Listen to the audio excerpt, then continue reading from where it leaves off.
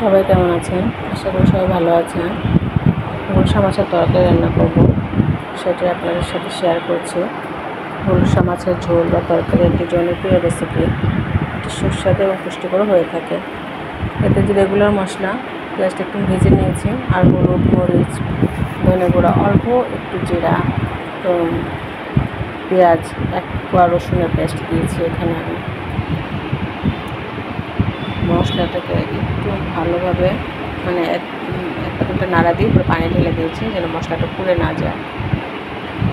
মশলাটা ভালো করে কষানো হলে তারপরে আমি বেগুন 2 ফালি করে দিয়েছি, ছোটো ছোটো যে বেগুনগুলো, সেই বেগুনগুলো দিয়ে আপনারা আপনাদের পছন্দ মতো বেগুনও নিতে পারেন এখানে, কিংবা আপনাদের পছন্দ মতো সাইজ করেও নিতে পারেন। বেগুনটা একটু মাখা মাখা, একটু সেদ্ধ হয়ে গেলে আমি ভেজে রেখেছি গুলশা মাছ, সেই মাছটাই পরে দিয়ে দেব।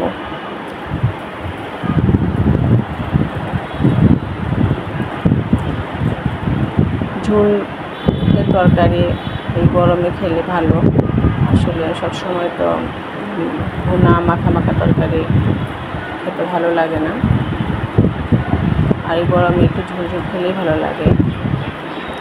তো আমি পরিমাণ মতো এখানে পানি দিয়ে দিয়েছি। পানিটা ফুটে উঠলে, ঝোলটা ফুটে উঠলে তারপর এখানে আমি গুলশা মাছগুলো দিয়ে দেবো।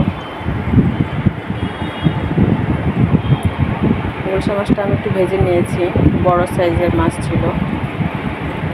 আপনারা চাইলে যারা মাছ ভেজে খেতে পছন্দ না করেন সেভাবেও খেতে পারেন। খুব সহজ রেসিপিটা। গুলশা মাছ আমাদের সবারই পছন্দ, মোটামুটি সবারই ভালো লাগে। এখানে চারিদিক দিয়ে নয়েজ আসে, আসলে কিছুই করার নেই।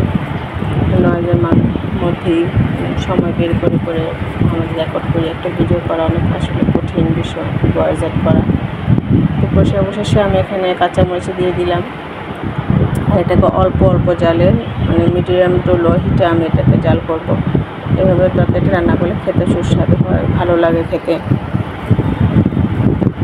কালারটা অনেক সুন্দর এসেছে, আর তরকারিটা খেতেও অনেক ভালো লেগেছে।